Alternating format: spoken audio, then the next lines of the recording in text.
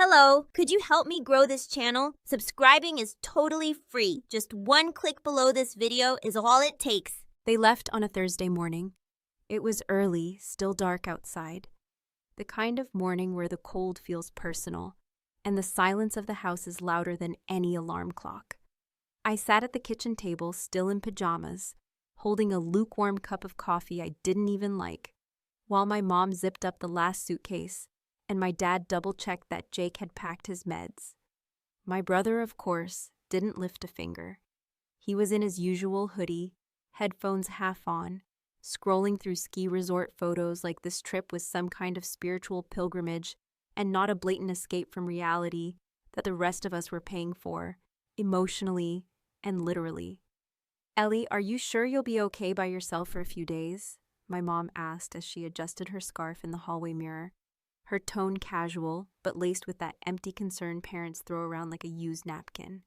I just nodded. Not because I was okay, but because I'd already learned there was no space for anything else. Not in this house. Not when Jake needed the mountain air and a reset. They didn't even mention the college tour. Not once. I'd brought it up a week ago, politely, even enthusiastically, suggesting we visit Central University over break since I'd been accepted for a preliminary interview, and they were hosting an open day. My dad mumbled something about finances, and Mom smiled tightly, said, "Honey, I just think Jake really needs this. He's been through a lot." That was her favorite phrase. Like his struggles were some kind of blanket excuse she could throw over everything. Missed birthdays, canceled plans, skipped conversations. Jake's been through a lot. As if I hadn't. As if being the one who didn't fall apart automatically meant I was fine, whole, and didn't require anything more than a "you're so mature for your age." The door slammed shut behind them as I stared out the front window. The taillights disappeared into the morning fog, leaving the house eerily quiet except for the soft hum of the fridge and the dull ache in my chest that I refused to call sadness. It wasn't sadness, it was recognition. I had finally, clearly, undeniably realized that I wasn't a priority. Not even a backup plan. I was the reliable one. The one who could handle disappointment. The one who always took the hit quietly so no one else had to wobble. And I'd worn that role like armor for years, until it had begun to feel like skin. Later that morning, I opened my laptop. The sunlight hit the screen just right to reflect my face. Tired eyes, clenched jaw, the look of someone who's decided they're done waiting for permission to matter. I had a list of colleges we'd agreed on as a family, safe schools, practical choices, all close enough to home so I could visit on weekends. They didn't say it, but I knew what they meant. Stay close in case Jake needed something again. In case he spiraled. In case Mom couldn't hold it together, I was the fallback system. Their emergency exit plan wrapped in a GPA and polite silence. But there was one school I hadn't told them about. Just one. Ashwood University, top 50, competitive as hell. They'd laughed when I first mentioned it last year. Not cruelly, but that offhanded chuckle adults do when they think they're saving you from disappointment. "Oh, honey," my mom had said, "that place is a stretch for anyone, let alone someone without any real extracurriculars. Be realistic." My dad added something about money not growing on trees, which was rich coming from a guy who'd just dropped $1,000 on ski gear for Jake's mental health. I clicked open the Ashwood application, which I'd saved as a draft months ago. It was half finished. I filled in the rest like I was filing a complaint. No hope, no fantasy, just facts. GPA solid, essays sharp, a little bitter. Recommendation letters tight. I didn't embellish, I didn't beg, I didn't care. Not really, I just needed to know if I could do it. Not for them, not for the name, but for me. For the girl sitting alone in a kitchen at 7 a.m. with cold coffee and colder silence, who deserves something bigger than crumbs. And then I hit submit, not out of hope. Not because I thought I'd get in, but because something in me had shifted. A quiet click, like a gear falling into place. This wasn't about escaping them, or even proving them wrong. It was about reclaiming something they hadn't even realized they'd taken: the right to dream for myself, to aim high, to not be the supporting role in a play where Jake always gets the standing ovation. As the confirmation email landed in my inbox, a dull satisfaction settled in my chest. I didn't feel triumphant. I didn't feel scared. I felt calm, steady, like someone who'd finally stopped asking for a seat at the table and started building her own. They called from the cabin that night, the three of them laughing in the background, wind howling through the speaker. My mom said the snow was perfect and Jake was finally smiling again. "This is so good for him," she said. "He needed this." I smiled and said I was happy for them. And in a way, I was. Because while they were off chasing their healing, I just started building my revenge. Quiet, calculated, and wrapped in a college application they didn't believe I deserved. And trust me, when the letter came, it wasn't just acceptance. It was payback. After they came back from the mountains, sunburned and overflowing with stories about fresh powder, broken ski poles, and Jake finally feeling like himself again, the house returned to its usual rhythm. Except now it buzzed with something I couldn't quite name. A low-frequency vibration of denial, like we were all tiptoeing around something that had been ignored for so long it began to rot in silence. My parents walked lighter, laughed more, and Jake was on a high that I suspected had less to do with personal growth and more with the satisfaction of having everyone orbit around his needs. Like he was the sun and the rest of us, burnt-out satellites. No one asked what I did while they were gone.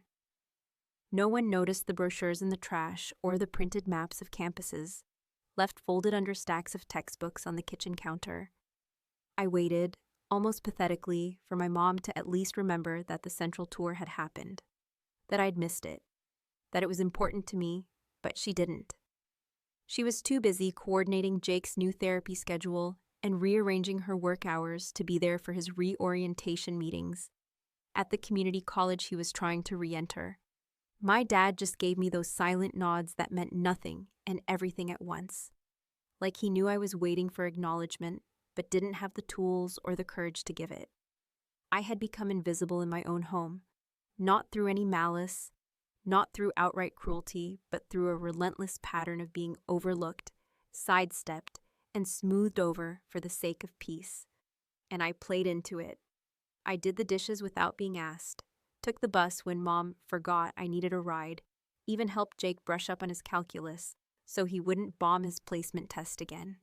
I was the easy one, the responsible one, the daughter who didn't cause trouble because God knows this family couldn't handle one more broken piece. But late at night, when everyone was asleep and the house creaked like an old lie trying to hold itself together, I would sit at my desk with the Ashwood portal open, reading their updates, student blogs, and financial aid breakdowns. I mapped the entire campus using Street View, memorizing every building, every turn, every tree-lined path that could one day be mine. And while my parents slept soundly, believing that everything was fine now, that Jake was on the mend and Ellie, sweet dependable Ellie, was just chugging along, I was quietly building a world outside their control, one that didn't include compromise, or backup plans, or secondhand dreams. There was a part of me that wanted to scream, to throw a plate across the room and force someone to look me in the eye and see the resentment that had been simmering for years. But I didn't. I couldn't. Not because I was scared, though I was in the way you fear the collapse of a fragile lie that's kept you from being entirely alone, but because I wanted my revenge to be clean, quiet, undeniable. I wanted the truth to hit them like a cold wind they didn't see coming, not as a tantrum, but as a mirror. And then, one Tuesday afternoon, after a long day of pretending to care about a group project with two boys who hadn't even opened the shared Google Doc, I came home to find a plain envelope on the kitchen counter. It was smaller than I expected. No thick packets, no shiny logos, just my name, typed neatly, and a return address from Ashwood. My hands went cold. I'd heard the rumors. The smaller the envelope, the worse the news. Thin meant rejection. Thin meant thank you for applying and we regret to inform you, and try again next year. I stood there in the kitchen, the smell of Jake's reheated pizza still hanging in the air, while my fingers trembled over the seal. I didn't open it right away. Instead, I stared at it for a long time, thinking about all the nights I'd sat awake wondering if this moment would even come. About all the ways I had prepped myself to fail quietly, to nod and smile and say, "It's okay, I didn't really expect to get in," while dying a little inside. But something stopped me. Maybe it was pride, maybe it was spite, or maybe it was the quiet voice in me that had started to believe, just a little, that I was allowed to want more. When I finally tore it open, my breath caught. Because it wasn't a rejection, it wasn't even an acceptance. It was an invitation to a scholarship interview, an exclusive program they only offered to the top 5% of applicants, a stepping stone to full admission and full aid. It was everything I wasn't supposed to get. Everything they said was too ambitious. And yet there it was, in black and white, in my hands, in my name. I didn't tell anyone that night, not because I wanted to hide it, but because I wanted to sit with it, to let it wash over me, to taste the quiet victory of being right about myself when no one else was. My mom came in later, rambling about how Jake might need to switch therapists again because the new one wasn't connecting with him emotionally, and I just smiled, nodded, and tucked the letter deeper into my notebook, between algebra notes and a list of groceries I needed to grab for dinner. The next few weeks passed in a blur of ordinary chaos. My parents never asked why I was suddenly smiling to myself more, or why I spent hours typing on my laptop like something actually mattered. They never noticed the calendar I kept hidden in my drawer, marked with the date of my campus interview and tour. They never asked where I was on the Saturday I disappeared for 10 hours, wearing business casual and carrying a folder with my name on it. And why would they? I was just Ellie, stable, safe, predictable, the kind of girl who wouldn't dare outgrow her own family. And that's exactly what made this next part so perfect. There's a kind of power in silence that people underestimate, especially the ones who have spent years talking over you, finishing your thoughts, redirecting your needs like they're inconvenient detours from the real storyline. And for me, that storyline had always revolved around Jake, his mood swings, his setbacks, his triumphs, his fragility disguised as brilliance, all wrapped up in the narrative my parents clung to with both hands, like it was the only version of their family worth telling. So when the acceptance letter finally came, not just a thin envelope this time, but a large weighted packet with embossed lettering and a note from the director of admissions personally inviting me to join their honors cohort, I didn't rush to wave it in front of anyone's face. I didn't jump, scream, or burst into the living room with shaking hands and teary eyes like the girls in college acceptance reaction videos. No, I sat down at the kitchen table, the same spot where I had been left behind months ago, and I just read it again, and then again, until the words carved themselves into the part of me that had long forgotten what it felt like to be seen. Ashwood had accepted me, fully, with a renewable merit scholarship, with priority housing, with everything I had been told was out of reach, and none of it conditional on my proximity to home, to guilt, or to my brother's unpredictable emotional ecosystem. I would be free, for the first time, to build something entirely mine. But I didn't say a word, not yet, because I knew in that instant that the real moment wasn't the acceptance itself, but what would follow. The shift, the fallout, the apology that would come not because they understood, but because they were afraid. A week passed. I kept the packet in the drawer under my bed, folded carefully between last year's journal pages and a couple of envelopes with cash from tutoring jobs they didn't know I had taken. At dinner, I listened as they discussed Jake's new plan to explore his passion for videography, which in practice meant filming himself skiing and uploading shaky footage with dramatic music and self-pitying captions. My mother was thrilled, said it gave him purpose. My father nodded and called it creative therapy, which was rich coming from a man who couldn't even name a single book I'd read this year. Then, like it was nothing, my mother turned to me and said, "So, sweetheart, have you thought more about which of the state schools you want to accept? We should plan a trip, maybe in April. I know it's not glamorous, but staying close to home has its benefits." And it's smart considering everything with Jake. And there it was, not even a pretense of interest in my actual plans. No curiosity, no questions. Just an assumption that I'd fall in line, like I always had. That I'd pick something sensible and cheap and local. That I'd be available, emotionally and physically, in case their golden boy needed a ride, a buffer, a backup. I put down my fork and looked at them, really looked at them, for what felt like the first time in years. And then calmly I said, "I've already made my choice." They blinked at me like I'd spoken in another language. "What do you mean?" my dad asked, his brow furrowing in that way that made it clear he already suspected he wasn't going to like the answer. "I mean, I got into Ashwood," I said, letting the words sit in the air between us like a lit match. "And I'm going, full ride, honors program. I leave in August." For a full 10 seconds, no one said anything. Even Jake looked up from his phone, his expression almost amused, like I had just told a joke that didn't land. My mom's mouth opened, then closed again, her hand still resting on her cloth napkin, like she wasn't sure whether to clap or throw it. "Ashwood?" she finally said, slowly, the name tasting bitter in her mouth. "But that's not one of the schools we talked about. That place is incredibly competitive and expensive. I thought we agreed that—" "No," I interrupted, my voice steady and low. "You decided. I didn't agree. I just didn't argue. There's a difference." My father cleared his throat, already shifting into his favorite mode, rational concern masquerading as paternal wisdom. "Look, Ellie, it's not that we're not proud, but this is a big decision. We haven't even toured the campus. We need to see the place, talk to the advisors, make sure it's the right fit." And that's when I smiled. Not a cruel smile, not even triumphant, just tired, worn. The kind of smile you wear when you've known for too long that you're on your own, and you finally stop pretending otherwise. "I already toured it," I said. "I went during winter break, while you were in Colorado, while you were skiing." You could have heard a pin drop. My mom's face went pale. "You went alone?" "I figured it out, like I always do." Jake shifted uncomfortably. "You could have said something." "Why?" I asked, turning to him with that same quiet edge. "So you could tell me I was being selfish for not supporting your recovery? So you could remind me that my dreams come second to your healing journey?" "No thanks." It wasn't loud, it wasn't dramatic.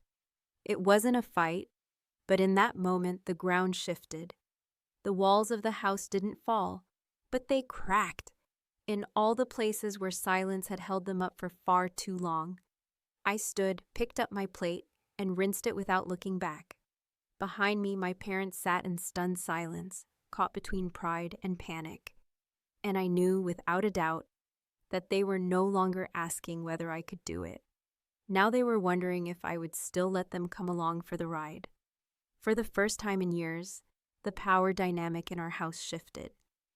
Not with shouting or slammed doors or some grand confrontation worthy of a dramatic movie scene, but with an unbearable, prolonged quiet that seemed to stretch through every hallway, seep into every room, and settle over dinner like a dense fog nobody could name or clear.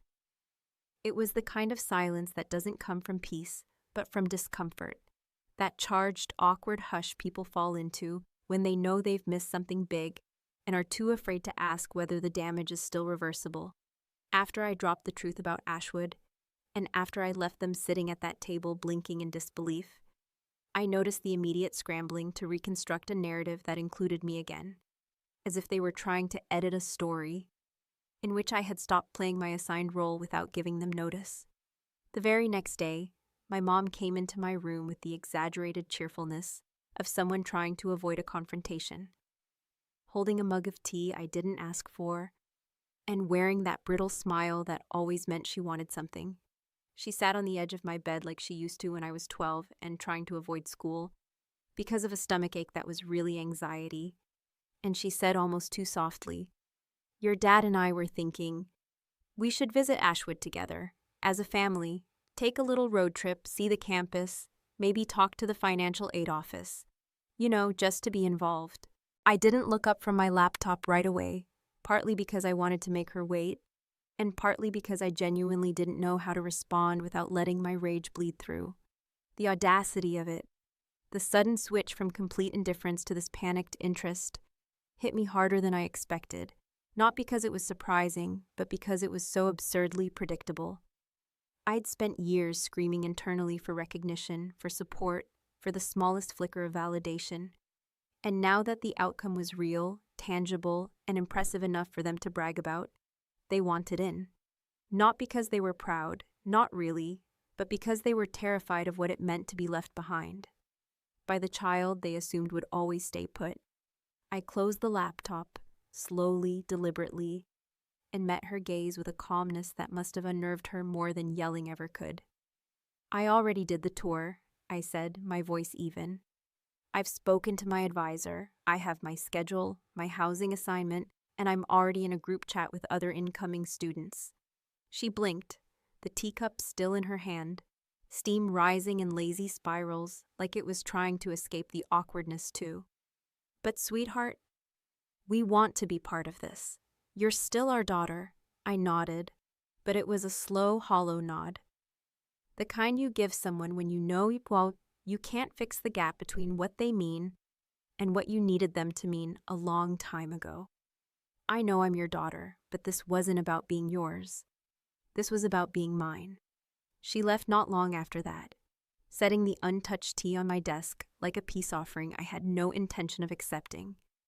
Over the next few days, they both tried, in the clumsy, late-to-the-party way only guilt-ridden parents can, to reinsert themselves into the decision-making process.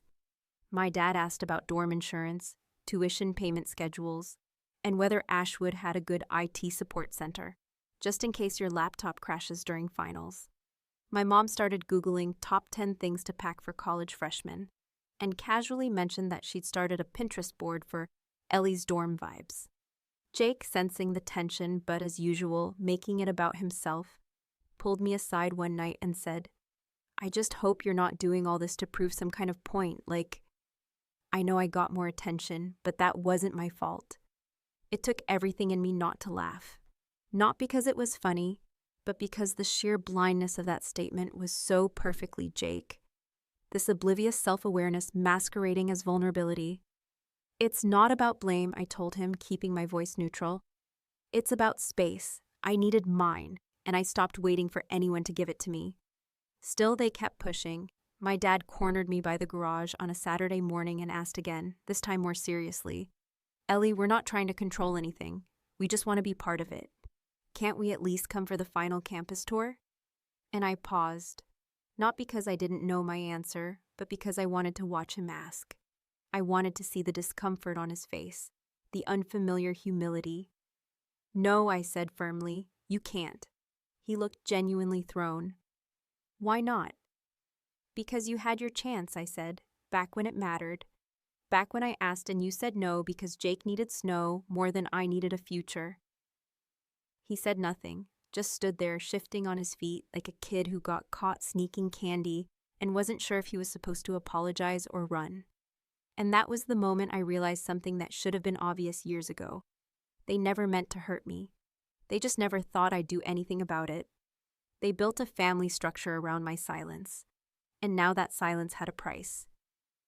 The day of the final tour came. I got up early, packed my bag, wore the blazer I'd bought from a secondhand shop for my interview, and printed a fresh copy of my schedule and housing details.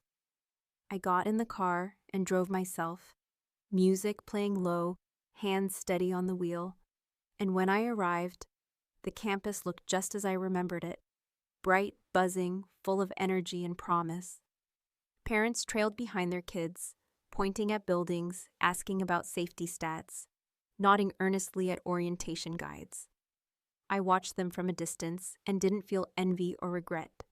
I felt clarity. I walked the tour again, alone, not because I had to, but because I wanted to feel what it was like to reclaim a space that had once felt out of reach.